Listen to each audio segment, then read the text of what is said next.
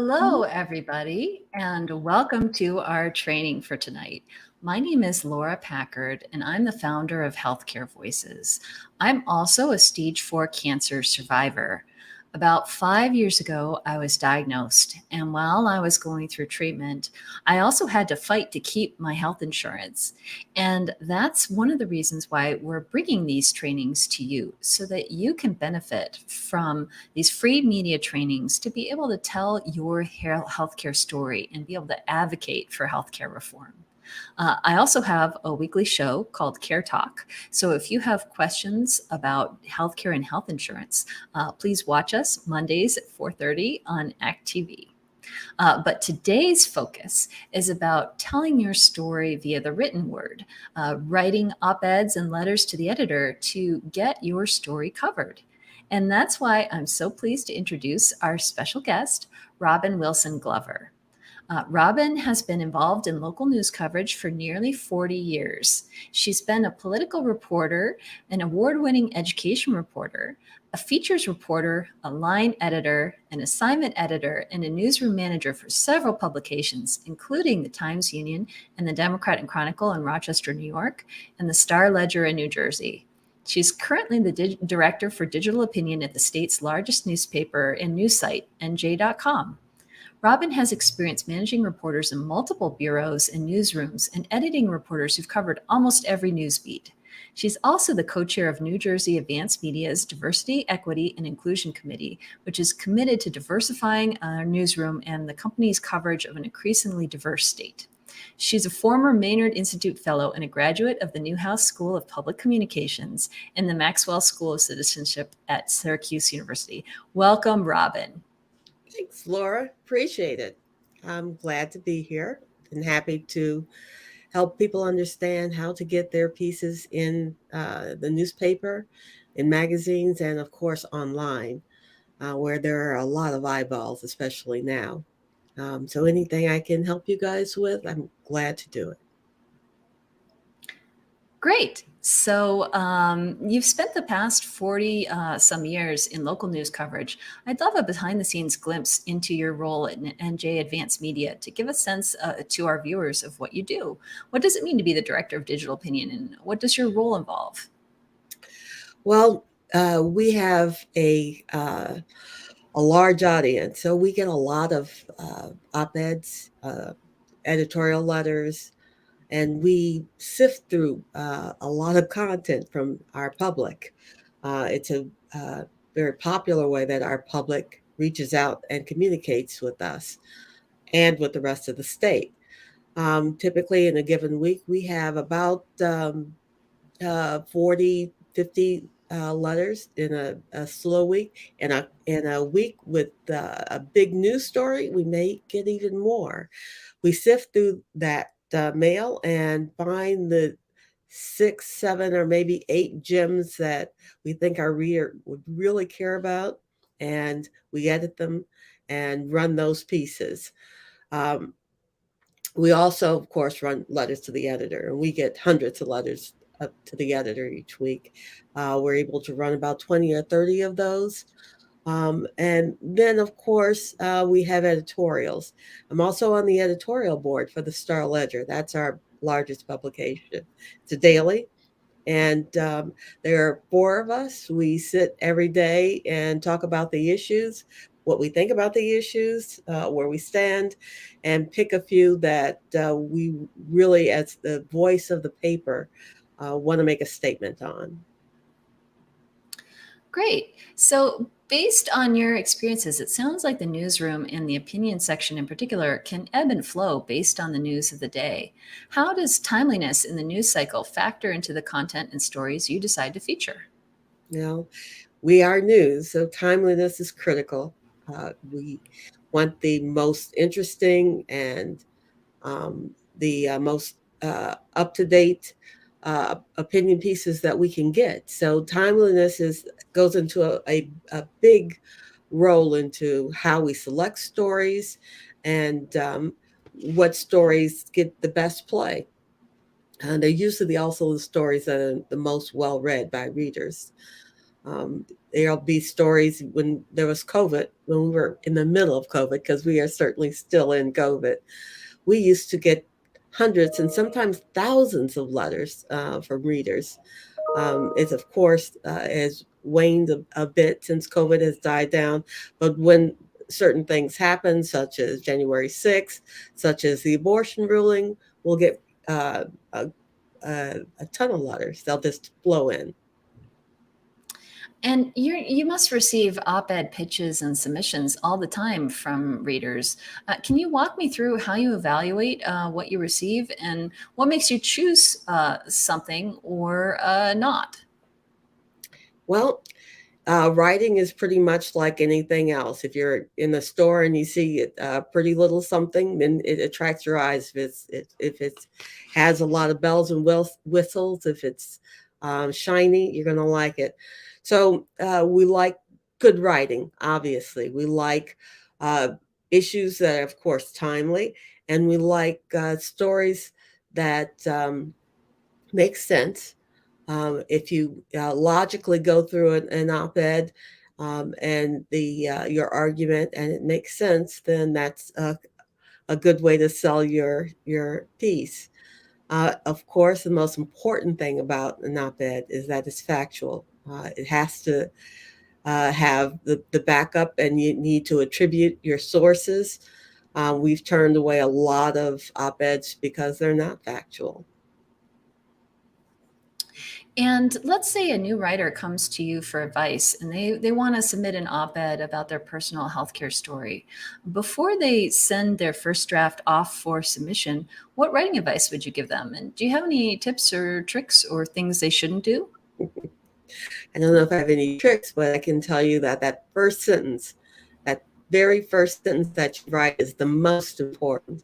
If you don't nail that first sentence, make it interesting, grab the reader. They're not going to read your op-ed. They're not going to read your letter to the editor. So it's got to be something really interesting. Um, you then need to make your next graph interesting, and then you need to sum up high in that op-ed what your opinion is. So if you grab them and then tell them, very strongly, this is how I feel. This is not the point of this whole piece. That's a very good beginning. Okay, and once they've written the piece, they've got to find somewhere to publish it. Do you have any advice for finding a local outlet that might be interested in publishing your story? Certainly. Um, Well, the first thing to do is to read the publication that you're interested in and see if they publish the type of pieces that you're producing. And if they publish exactly the same piece, perhaps that's not your outlet because they've already done it. But if they publish similar pieces, look at the length of the pieces, look at where the pieces come from. We publish pieces mostly from people in New Jersey. We will run some wire occasionally, but if you submit something and we get tons of submissions from people in Seattle and Montana and places that have different issues than people in New Jersey, um, mostly because New Jersey is a packed, very condensed state with a lot of expressways, which is nothing like anything out west. We um, we really want those issues that our readers care about. So if you pick your audience and you pick your publication, the next thing is to reach out to the editor. We have a submissions basket, and most daily papers will have a place that will tell you a general email that you will submit to. Once you submit and you don't hear anything, then you need to reach out to that editor and say, hey, I submitted something. Did you like it? Did you not like it? And hopefully they'll get back to you and help you get your piece in. Great. And what should you do if somebody keeps reaching out and they never receive any response? Well, um, and that's a possibility. And again, we have so many pieces from so many readers. You may not make it in your first maybe not even your second time try. But if you do those things where your first sentence is good, you have factual information, and you've done all the things you need to do to get your piece in, and you're still not hearing back, you need to track down that editor. And sometimes, I'll confess, sometimes I'll take a second look at a piece because someone has tracked me down and said, "Have you looked at this? Have you considered it? This is why I think it's important." And uh, it'll convince me, and it'll make its way into publication. So, what are some big mistakes that you've seen people make that you would really want to caution somebody on? Right. One of the biggest mistakes is not being factual. They will find a piece from some small publication that uh, carries misinformation. As you probably know, there's lots of publications out there that carry misinformation. Um, and we don't want to repeat any information that might be uh, not factual. I mean, we don't want to carry the lie forward. That's the biggest mistake. You don't want to do that. And you likely won't get your piece published in a large publication if you do that. Um, if you're writing something about a health issue, you need to talk to a doctor. You need to talk to a source that knows the information. You need to be accurate when you describe um, any kind of condition or anything dealing with a health situation. So you need to talk to experts. Okay, and what makes individuals with their healthcare stories? How can we make sure that we're more newsworthy and you want to publish our stories? You know, if we have something compelling to say, what's the best way to get it to a place where you're interested in printing it? Oh, well, one being factual. Another, if you write your piece, you think you've got everything, just perfect, have somebody else read it. Um, Pass it off to your spouse or your children or someone else not in your household would probably be better because maybe they'll be more honest. But have someone else read it and tell you, I don't get this part or I need some help with this part. The other um, help that you'll get probably in many cases will be the editor, the person who picks up your piece, who will look at it and have questions, be open. Always put on the document your name, your phone number, and your address. We will fact check to make sure that you are a real person and you didn't make the information, you didn't create a personality, that you are a real person. Um, this is critical, and make sure that the if you send the information in separate from your piece, make sure you send the whole piece in with that information if you have to send it in a second time. But that's critical. Your worst critic or your most important critic will be the editor who reads that piece of content. So be available so when that person can find you and you can help them get through that piece. Hmm. And can you talk more about how a writer can find local editors and outlets in their area? Sure. Um, Colleges usually have people who are willing to help sometimes. Librarians will help. If you have someone that you know in public relations or the news media who may not be an opinion person, ask them to read it before you send it in. Ask anyone again to read it before you send this in. You are the first reader, and your first draft, honestly, should be something that just you see. So you want somebody else to read it, and maybe you're going to do a second draft or maybe even a third draft before you send it in, because you want it to be error-free, grammatically correct. You want it to flow. That you want the piece to sound like you're talking to someone. And that's another tip. If you're an academic, Uh, you certainly want somebody who is not an academic to read it. You want someone who is a regular person to say, I don't understand this. There's a different way in academia that people write that the reader of a newspaper or a blog or an online news site is just not going to understand or be attracted to. If you're in academia, you really need to have somebody not in academia perhaps read it for you first. Great. And do you have tips on ways to build good relationships with these editors? Sure.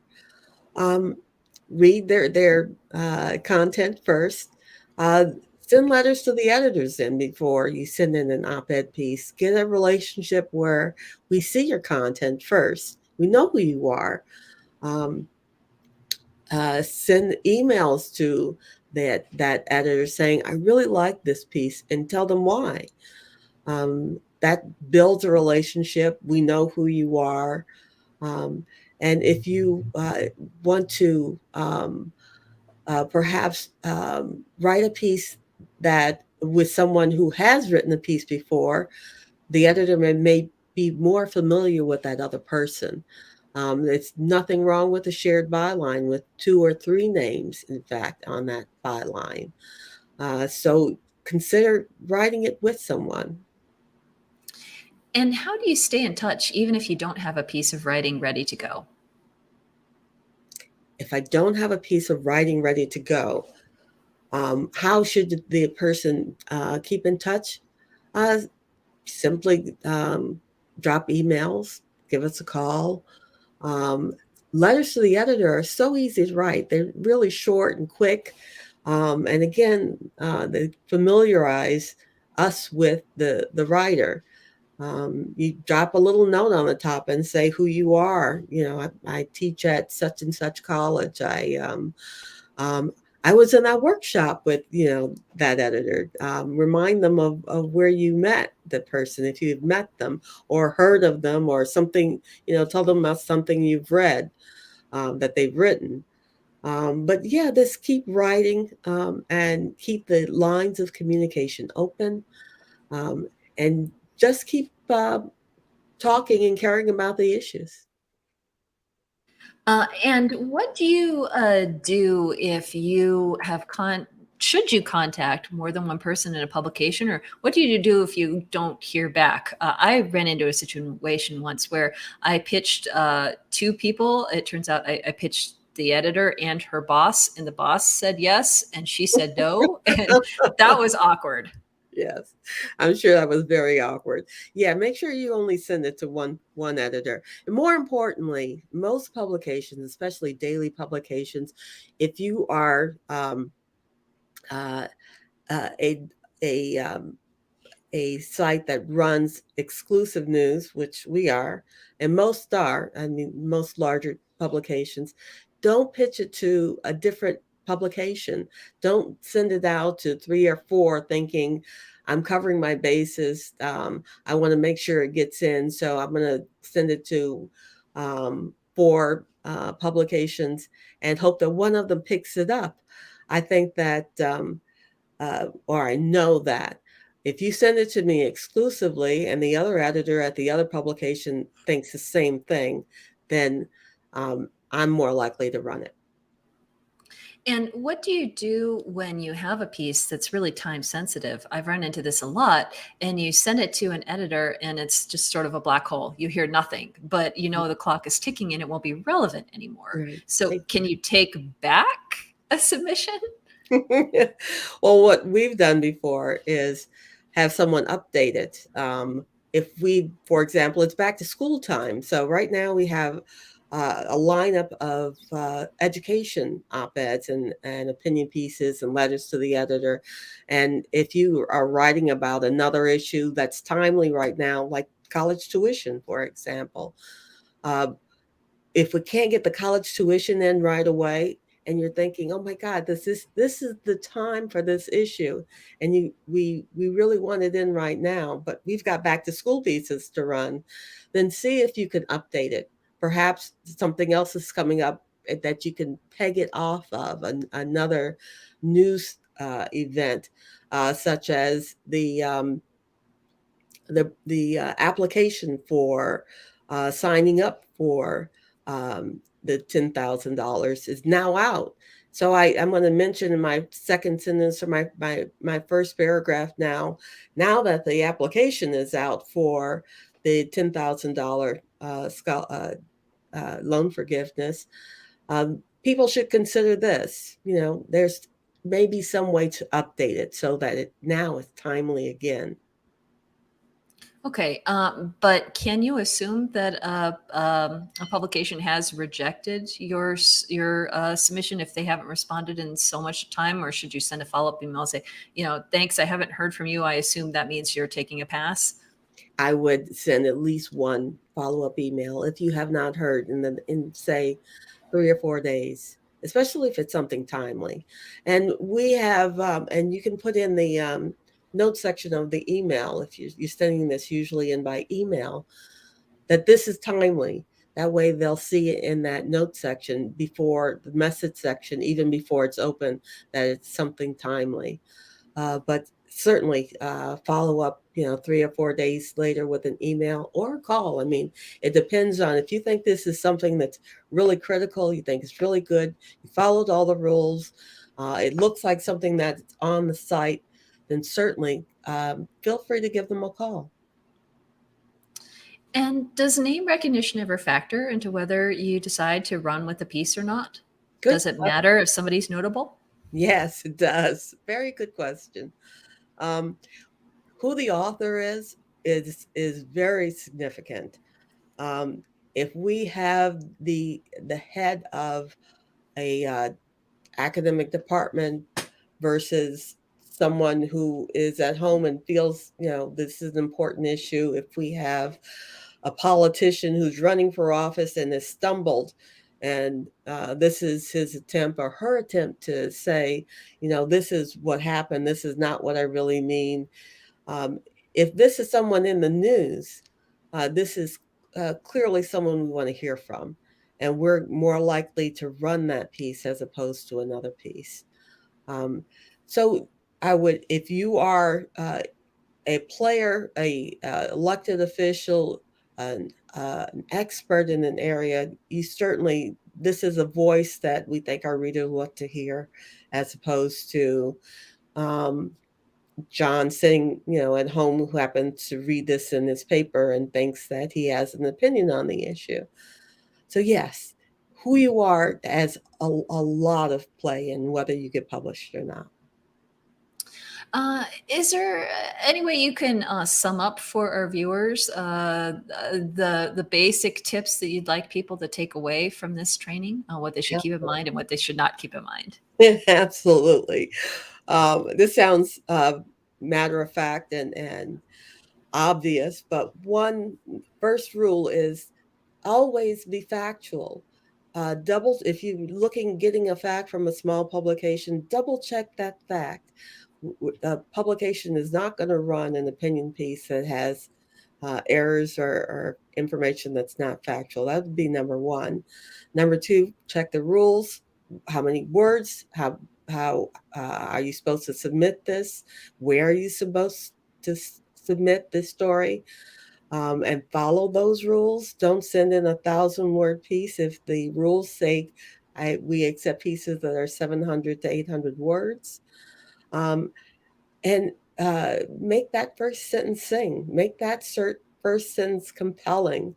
Grab that reader. Make it the best first sentence that you can think of that you can sum up this piece. And that way the reader hopefully will go through your entire piece, or at least most of your piece. So those are the top three I have. Thank you so much for your time and your expertise, and giving our viewers something to think about for as they're writing their own letters to the editor and op-eds. So how can people follow your work, get in touch with you online if they have questions? I'm at rglover NJ Advanced Media. You're welcome to .com. You're welcome to email me. I will email you back. We're a New Jersey publication, and we run op-eds about New Jersey issues, and I'm glad to entertain any op-eds on those issues.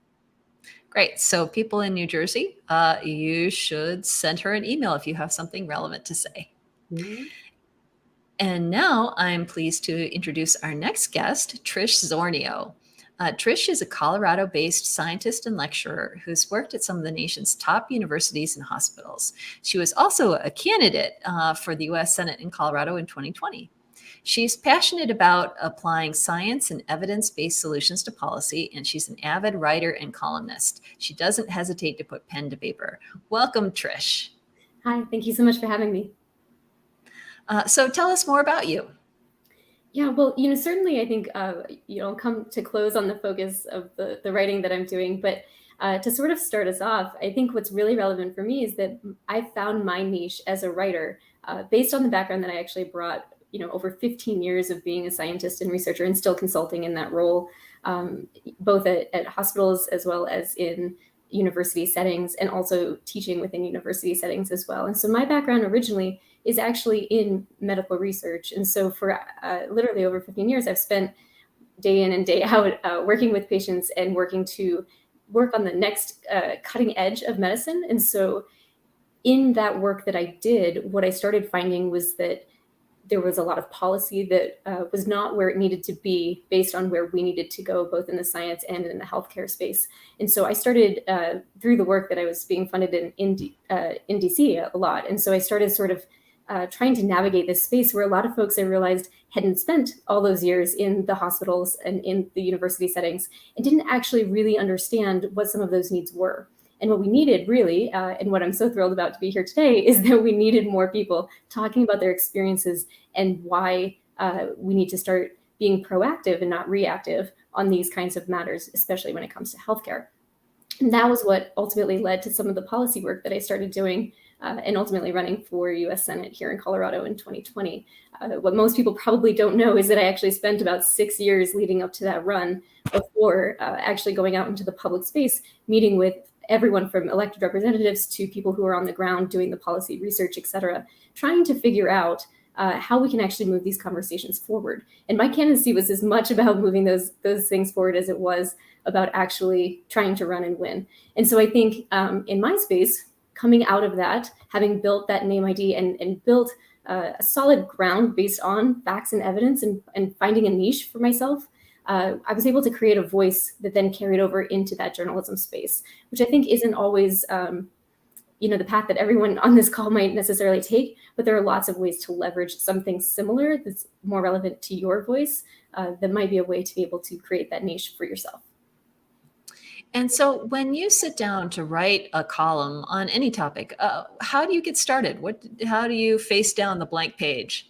Yeah, well, strictly from a blank page perspective, I actually don't let myself have a blank page to start.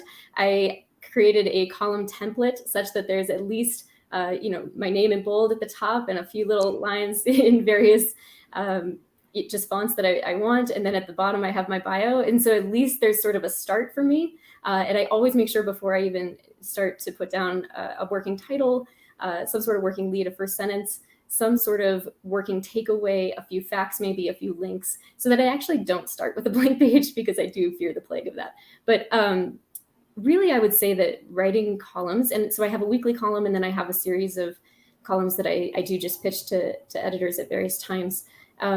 Particularly with the weekly column that I do, I would actually say that most of the writing is done long before I even put the pen to paper, or in my case, fingers to keyboard. Because for me, so much of it is about being timely with those pieces that I am constantly reading up on news. I am looking ahead at the calendars and I'm looking at bills that are expected to come out, announcements that are going to change, who might be elected, where is the conversation going to go? And based on when I know my column needs to come out, where will people be at that time? And so I would actually say that for me, one, I don't let myself have a blank page, but two, I actually start most of the writing process sort of a week or even two, sometimes even a month or more in advance, depending on what the calendar is looking like. And that's kind of how my process is too, actually, is if whatever's has inspired me, maybe it's something I said, or it's a tweet I wrote or that I want to expand on, or, like I start with copying my name and my bio at the bottom so that it's not empty. And then I'll copy the tweet or whatever it is I'm working from, just so that it isn't that I have something and then something to expand on, because I personally, it sounds like you too. I find it sometimes a lot easier to edit and expand than to start from absolute scratch zero. Yeah, and I do the same thing with tweets or something. I'm constantly monitoring what is resonating most with my base, right? And one thing that I would really say that's important to any new or even established writer, really doing that self-reflection. What is your goal? Why are you writing this piece? Are you trying to get somebody to feel something, to have an action? Are you trying to create change in a different way? Who are you targeting? Who is your audience? What is your goal? You have to have those things. And so for me, I've been able to build sort of that branding a little bit, science policy, usually somewhere in there, women's stuff, et cetera. And so when I put tweets out, I do the same thing. I'm looking to see what is resonating most with my base. Sometimes I get things that I wouldn't have necessarily thought were the one that would fly. And then I have to look and say, okay, well, why is this the one that's resonating? What is the feeling? What is the motivation behind how people are receiving this? And where can I expand on that? And especially when you're talking about op-eds, you're really looking to expand the conversation and really looking to push it forward. You're not just trying to sort of come out with a flat opinion that anybody could have. It's something specific to you and where you come from your niche. Mm-hmm.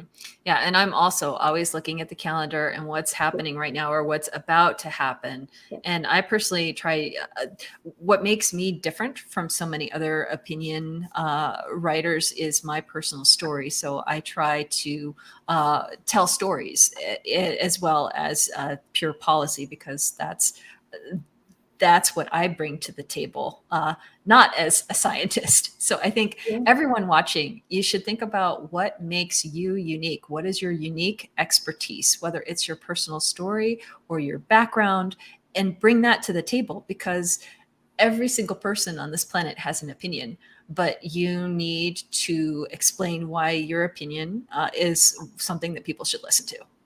Yeah. And it's really about creating that branding, no matter how big or small you want to go.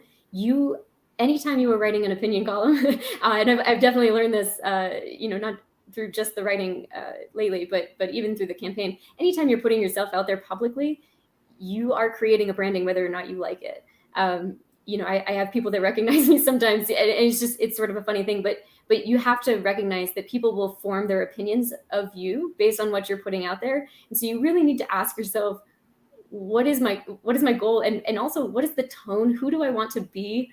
Sometimes in opinion columns, I push it even a little bit further than I want to, because I'm just trying to be a little stronger and nudge a conversation, right? So sometimes that is literally my goal, is push something a little bit farther so that we can actually have a better conversation. Sometimes my goal is to be extremely reasonable and not do that at all, right? Like, it really depends on the piece and the topic and why. So I think if you can really dig deep into what your motivation and the feeling that you want to convey, because I think we think of words as written and that we read them, but really words are felt ultimately. And so what is the feeling that you want to leave with your reader? What do you want them to do or feel? That is what something I would also recommend folks think about. Mm-hmm. And our audience includes advocates and storytellers that are looking to share their personal stories. If they've never written an opinion piece before, whether it's a letter to the editor or a long form op-ed, and they have yet to turn their story into a cohesive narrative, what advice would you give them as they sit down to write for the first time? Yeah, I would actually recommend some sort of writing group, or even just creating your own version of one. It can be folks maybe that join calls like this, other healthcare advocates, anything that sort of provides you a base to sort of start understanding what about your story is resonating, and really craft and understand what your narrative is going to be. It gets a lot easier to write once you've already figured out where you're coming from and where you want to go. And so I think, writing groups or various support systems in that way are really effective.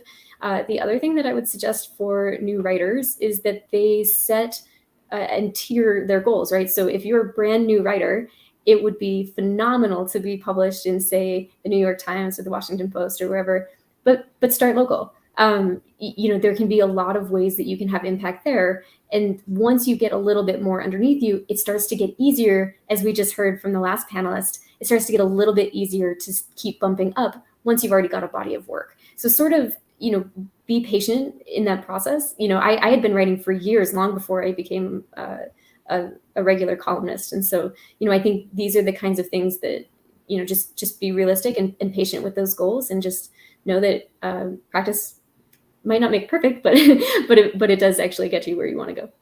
Mm-hmm. And to echo what Robin said earlier, it's really helpful to have somebody read and edit your writing before you submit it to whoever you want to publish it. So, I always have my partner take a look at, I will corner him and make him edit me before I submit it for publication. Because when you write something, all of the things that are unsaid that are going into your piece. But with another person with fresh eyes takes a look at it, they'll see the things you assumed your audience knew that maybe your audience doesn't know, or that you're making leaps that need to be explained more, or you're dwelling too much on. So I find it personally helpful to always have somebody, not the decider, read over what I'm writing before I submit it. Do you agree? I think that's a great suggestion, with the caveat. So that's no longer the case for me. Certainly when I first started, that was something I did a lot. These days, I tend to have regular editors that I work with for the most part. And within those regular editors, I know exactly what their styles and what they look for. I know what I can trust that they will call me on, etc.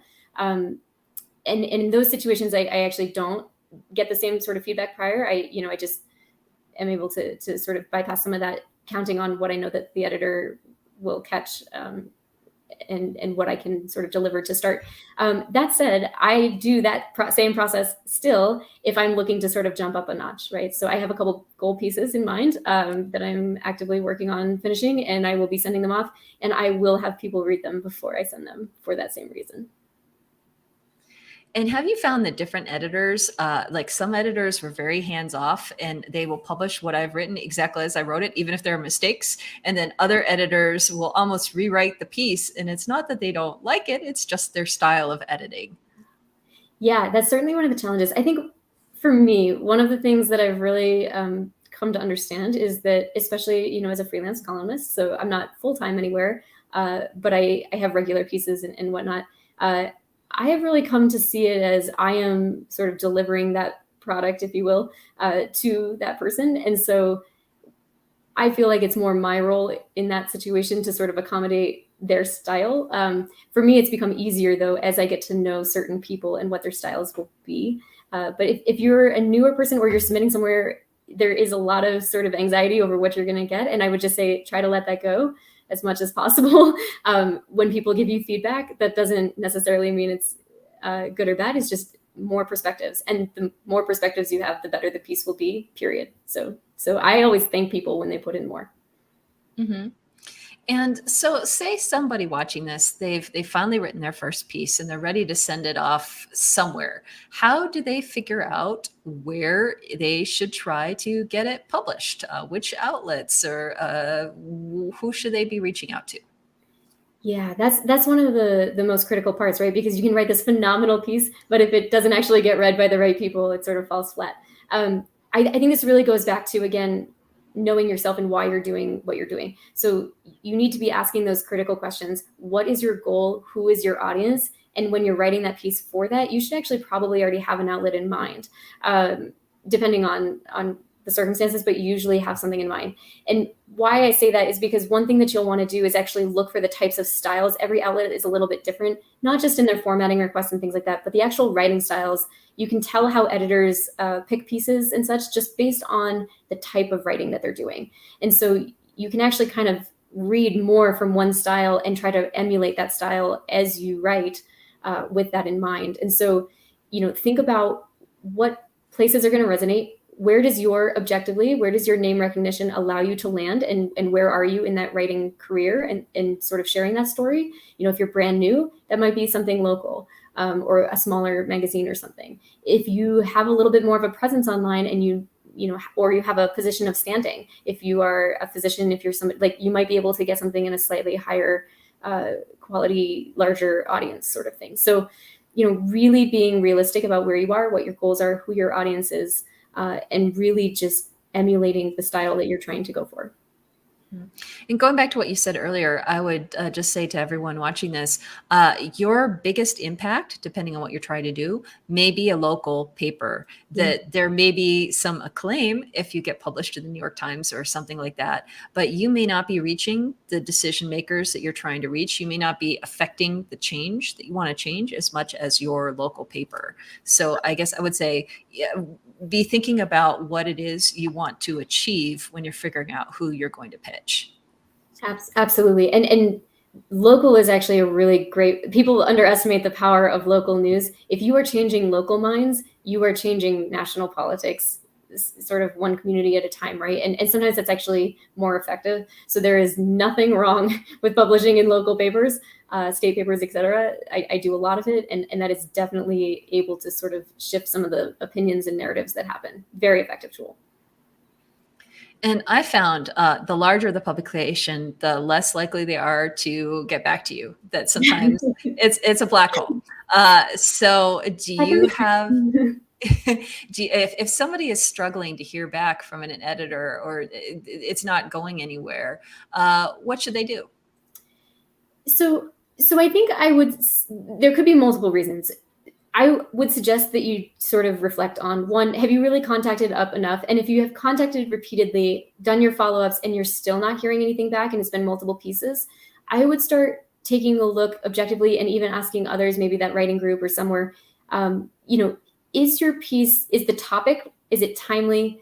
Is the writing what needs some help? Like really looking critically at, if you have that many sort of black holes, then maybe it's more the piece. If it's just that you've reached out once and didn't do follow-up, do your follow-up first, right? Like, knock off the obvious things, but then at some point, I do think you need to start looking at, am I targeting the right audience? Is this the wrong place to be submitting? Maybe my piece is great, but this is not the right audience. And so I think you just need to start being critical, and just tactical in how you're thinking about where you're placing your story.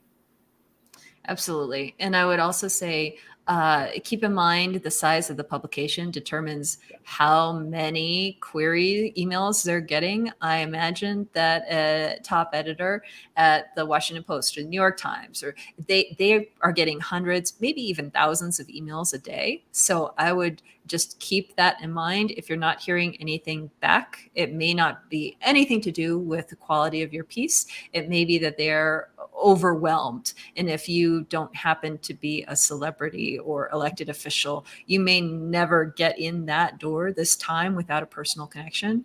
So I would just, the rejection may not be personal at all. If you're going to be a writer, you need to become very accustomed to rejection. I think that is something that everyone should just sort of absorb and be okay with and accept, and just realize that that rejection is usually not a personal thing. It's usually, there are always ways to improve your story or whatever, but certainly a lot of it can be for reasons that have nothing to do with you whatsoever. So just be okay with rejection and use it as a learning opportunity.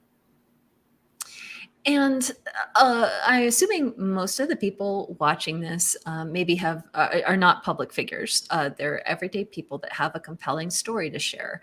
So they maybe need to build some name recognition so that editors will answer their emails. Can you tell your audience a little bit about what you've done to build name recognition, and if you have any suggestions besides running for office, I guess?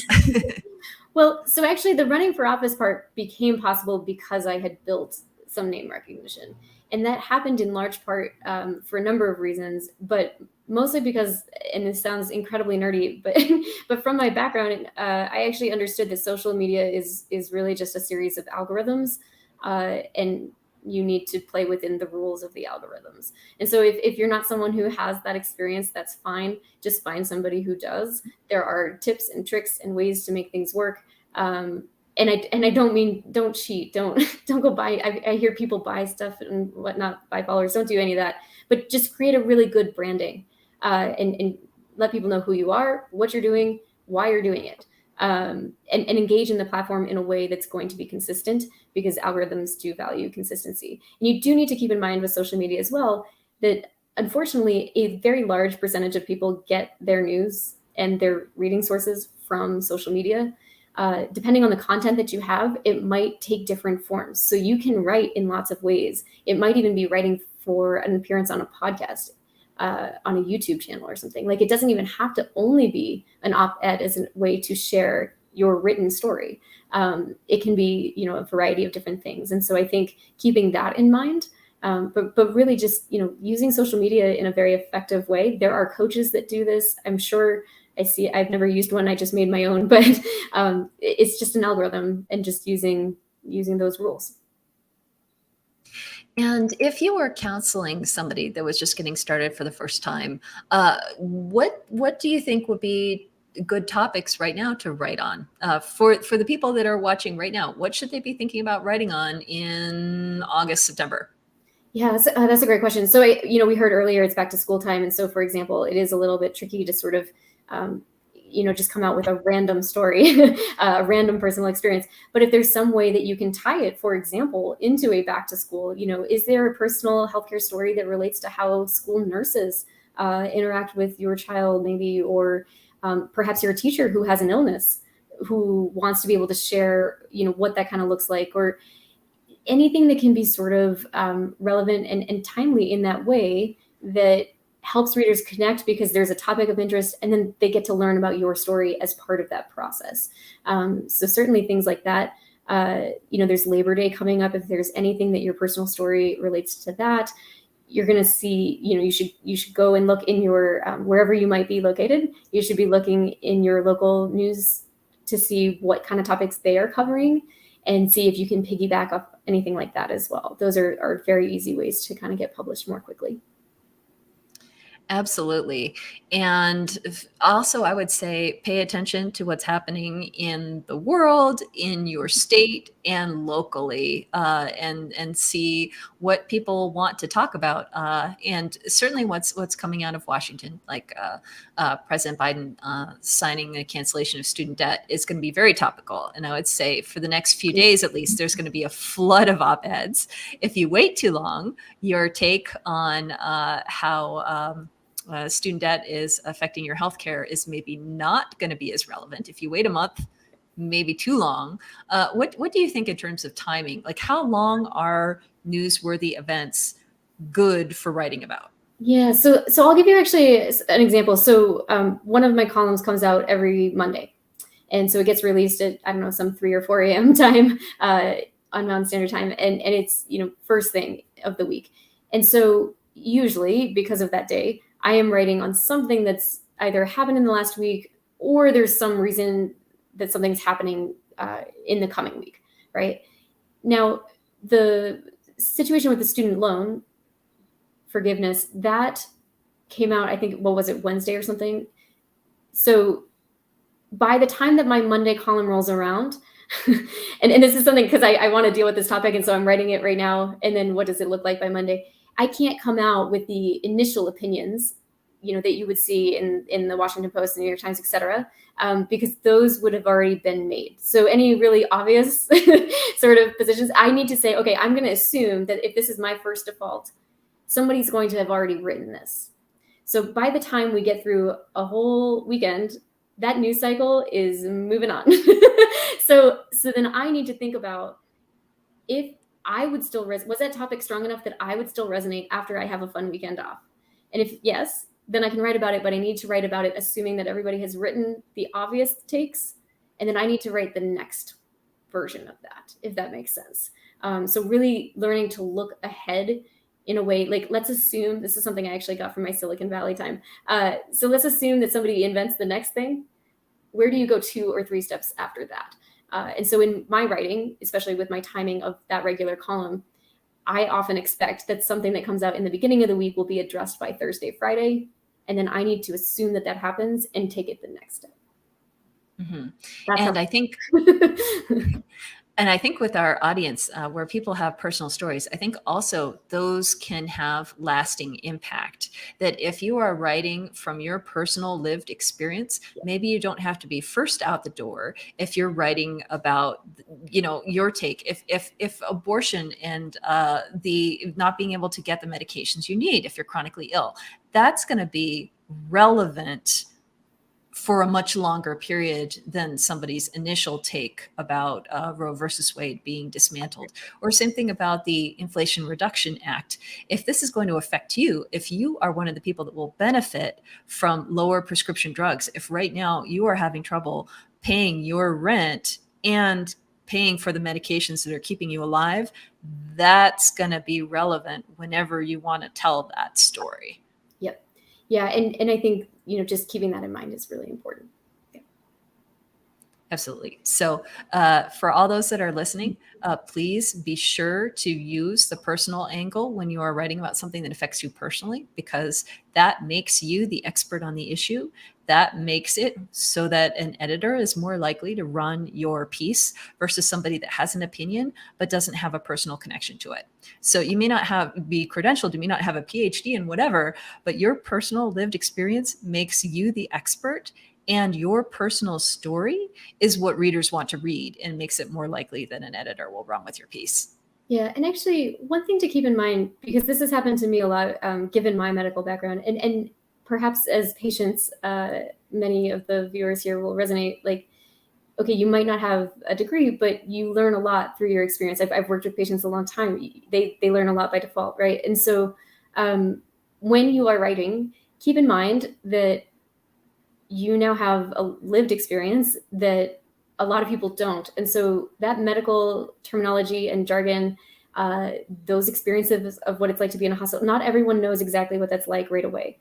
So I think really being mindful of either explaining things or getting to the root of feelings more so than just sort of saying what happened is really important too, because people need to be able to resonate with something that they might not have a lot of familiarity with.